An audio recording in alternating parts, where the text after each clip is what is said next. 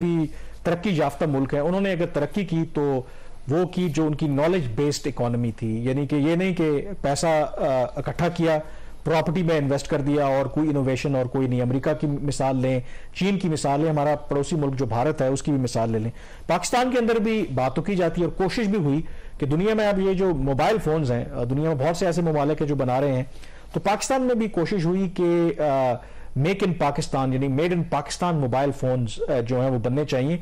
और इस हवाले से जो हुकूमतें हैं उन्होंने इंसेंटिव्स भी दिए, यानी कि टैक्स रिलीफ आप देते हैं ताकि इंकरेज करें पाकिस्तान में इन्वेस्टर्स को कि वो इसके अंदर इन्वेस्ट करें।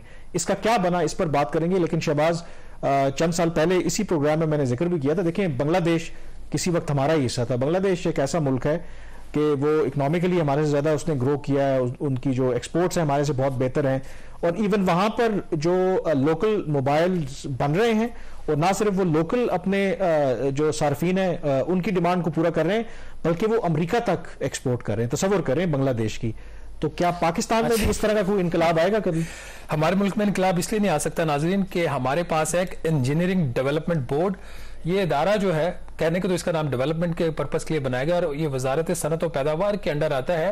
लेकिन पाकिस्तान में अगर इनोवेशन नहीं हो रही, अगर मैन्युफैक्चरिंग नहीं हो रही, अगर मेक इन पाकिस्तान नहीं हो रहा, तो उसके पीछे उसकी रूट कॉज में आपको इंजीनियरिंग डेवलपमेंट बोर्ड नजर आएगा। ये वही इदारा है जिसकी मिली भगत है पाकिस्तान के जो कार असेंबलर्स हैं, जो पिछले 35-40 साल से डिलीशन प्रोग्राम इंप्लीमेंट नहीं कर सके। आज आप और मैं महंगी तरीन गाड़ियां खरीदने पर मजबूर हैं। एक एक माह में 4-4 दफा गाड़ियों की कीमत रिवाइज होती है। क्यों? क्योंकि रुपए की कदर गिर रही है। अभी भी चीजें बाहर से इकट्ठी करके ये मंगवाते हैं, उसको जोड़ के आपको गाड़ी पेश कर देते हैं। तो ये इंपोर्ट्स के ऊपर रिलायंस कम करने के लिए को 3 साल पहले नाज़रीन पिछली हुकूमत ने एक पॉलिसी दी थी, mobile phone devices manufacturing policy. अब इस पॉलिसी के तहत जो बेसिक काम था कि जो सरमायाकारी करेंगे उनको मुख्तलिफ किस्म की टैक्सों की छूट दी गई, इंपोर्ट ड्यूटीज में छूट दी गई कि ये यहाँ बाहर से सामान लाएं, रॉ मटीरियल, या यहाँ पे खुद बनाएं फिर बाद में, और ताकि पाकिस्तान का सालाना $2 अरब का इंपोर्ट बिल कम हो सके। लेकिन इसके बिल्कुल बरक्स, क्योंकि एक इंजीनियरिंग डेवलपमेंट बोर्ड है जिसका काम ही जो है इस किस्म की चीजों को सपोर्ट करना जो पाकिस्तान के मफाद के खिलाफ जा रही हो, तो इंजीनियरिंग डेवलपमेंट बोर्ड की कोताही की वजह से जो एक डिलीशन लोकलाइजेशन प्लान इंप्लीमेंट होना था मोबाइल इंडस्ट्री के अंदर, वो इंप्लीमेंट नहीं हो रहा। सिर्फ पिछले साल में हुकूमत पाकिस्तान ने 46 अरब रुपए की टैक्सों की छूट दी है इन मोबाइल फोन असेंबलर्स को कि ये बाहर से कुछ चीजें कर ले, अपने आप को स्टैब्लिश कर ले। लेकिन कामरान, होता यह है कि जी वो बेनिफिट तो ले लेते हैं जो उन्होंने लोकलाइजेशन करनी थी, जिसका पहला एक सादा सा छोटा सा काम था कि वो जो डिब्बा होता है जिसमें मोबाइल फोन पैक होता है, उसका इन्होंने लोकल बनाना था।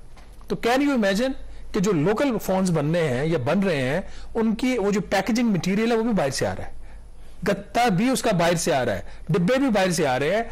उसकी डेडलाइन क्या थी? जून 2022। आज क्या है? मार्च 2023। जून 2022 तक उसकी लोकलाइजेशन होनी थी। वो आसान सा जो कंपोनेंट था वो पूरा नहीं हो सका। ये हालत है लोकलाइजेशन प्लान्स की।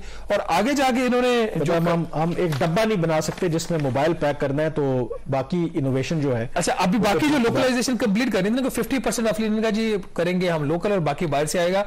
अब बाकी जो चीज उन्होंने बनानी है जिसके डेडलाइन है जून 2023, अब से तकरीबन 3 माह के बाद, उसमें कौन सी चीजें हैं जी? मोबाइल के chargers, Bluetooth hands free, motherboard, plastic parts, display, batteries. अब इसकी डेडलाइन है जून 2023। इसके ऊपर भी कोई काम नहीं हो रहा जो मेरी इत्तला है। और होगा क्या? जून 2023 भी गुजर जाएगा, इनको एक्सटेंशन पे एक्सटेंशन मिलती रहेंगी। और एक और जो अजारादारी पाकिस्तान में कायम हो रही है वो हो रही है अब मोबाइल फोन की साइड पे।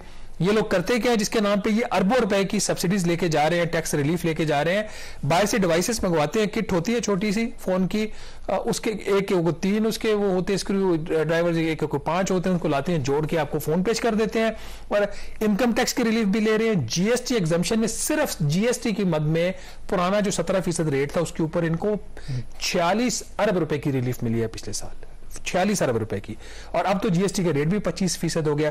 इसी डोमेस्टिक इंडस्ट्री को प्रमोट करने के लिए जो टैक्स के रेट थे, जिसमें आपकी जो फोन्स के ऊपर इंपोर्ट ड्यूटीज भी हैं, अब एक जो आईफोन है उसके ऊपर 2 लाख रुपए तक की तो सिर्फ ड्यूटी हो गई है, वो इस मकसद के लिए भी बढ़ाई गई। तो ये हालत है इंजीनियरिंग डेवलपमेंट बोर्ड से जब रब्ता किया गया तो उन्होंने जवाब देना मुनासिब नहीं और समझा। ना सिर्फ हम ये काम करते हैं बल्कि जो हमारी लोकल इंडस्ट्री है उनको प्रोटेक्ट करने के लिए जो इंपोर्ट ड्यूटीज हैं वो भी बढ़ाते हैं और उसका नुकसान भी जो है वो बेशक आपने गाड़ियों की बात की, बाकी जितनी जो प्रोडक्ट्स हैं, नुकसान क्या होता है आम सारिफ को होता है। या तो ये हो ना कि आपकी लोकल जो प्रोडक्ट्स हैं वो इतनी पायदार हों और इतनी एक्सेसिबल हों और इतनी सस्ती हों कि फिर आप बेशक इंपोर्ट के ऊपर रिस्ट्रिक्शंस लगाएं, लेकिन हम इंपोर्ट्स के ऊपर भी रिस्ट्रिक्शंस लगाते हैं, जो लोकल इंडस्ट्री है उसको भी पाबंद नहीं करते कि वो अच्छा उसका अभी जो आपकी इंपोर्ट्स के डॉलर्स की शॉर्टेज हुई है इसका नुकसान इनको हो रहा है, इंडस्ट्री का भी तो नुकसान हुआ ना। बिल्कुल हो रहा है। कार असेंबलर्स को जब नहीं बाहर से पार्ट्स मंगवा सके तो उनका नुकसान हुआ, फैक्ट्रियां बंद करनी पड़ी। यही हालत अब इनकी हो रही है मोबाइल फोन वालों की, क्योंकि अब ये अपनी प्रोडक्शन के 35% ऑन एन एवरेज पे चले गए, क्योंकि जो इनके पास रॉ मटेरियल्स थे वो खत्म हो रहे हैं। और इवन कि अब तो खैर वो सेमी फिनिश गुड्स मंगवा रहे थे, यहाँ पे तो सिर्फ उसके स्क्रू टाइट। लेकिन अगेन आई थिंक ये तमाम लेकिन जब तक एक्शन नहीं होगा ना, किसी ना किसी को सस्पेंड नहीं किया जाएगा, नौकरी से नहीं निकाला जाएगा, तब तक ये तो आप सिम्टम्स की बात करें, जो रूट कॉज है इस मुल्क के अंदर। देखें दुनिया में कौमें जो है ना ऐसी तरक्की नहीं करती, एक कंसिस्टेंसी चाहिए। कंसिस्टेंसी किस में चाहिए कि आपके मुल्क के अंदर एक सियासी इस्तेहकाम हो, हुकूमतें आती जाती रहती हैं लेकिन एक डायरेक्शन हो आपकी। लेकिन अगर आप